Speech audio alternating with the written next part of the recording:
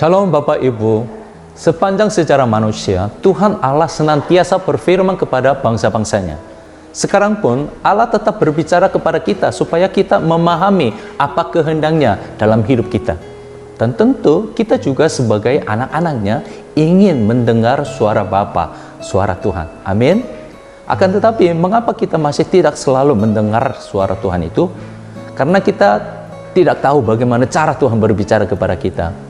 Banyak orang yang mengira suara Tuhan dapat terdengar seperti suara manusia yang berbicara.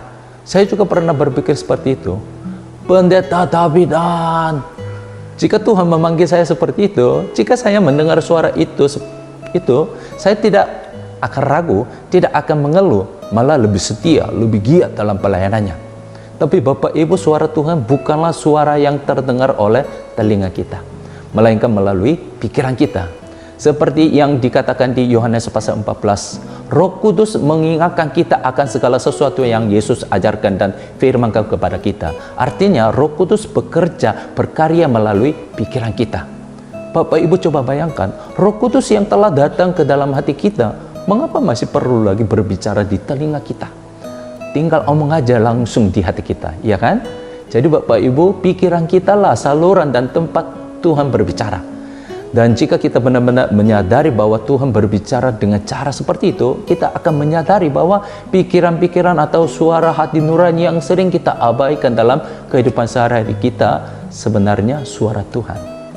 Tapi Bapak Ibu, ada satu hal lagi perlu kita perhatikan, yaitu tidaklah semua pikiran yang muncul di hati kita itu suara Tuhan, suara yang berasal dari Roh Kudus, karena ada suara lain, yaitu pikiran dari iblis. Rasul Petrus memberikan pengakuan iman yang luar biasa kepada Yesus. Engkau adalah Mesias, anak Allah yang hidup.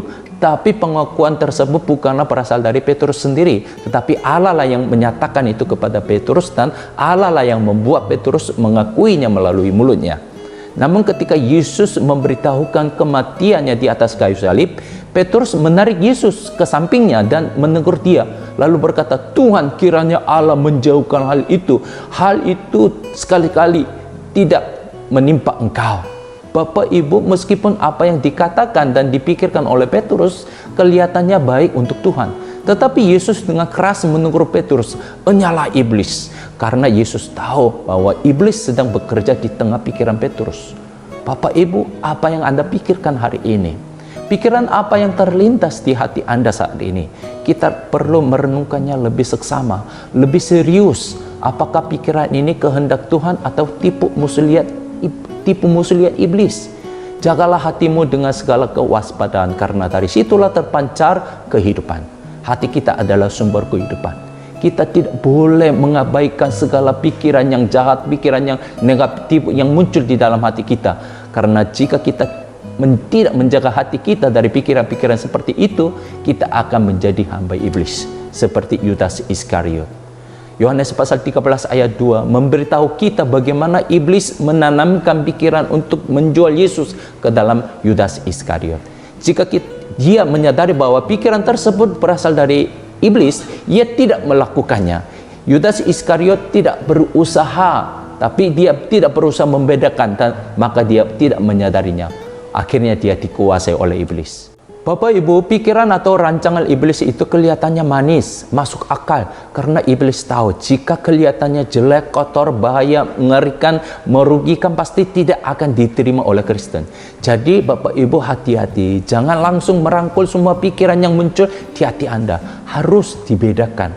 Untuk itulah kita perlu mengandalkan Tuhan, pandang Yesus, bertanya kepada Yesus, memohon pertolongannya. Maka Yesus akan memampukan kita untuk membedakan yang mana dari Tuhan Yesus.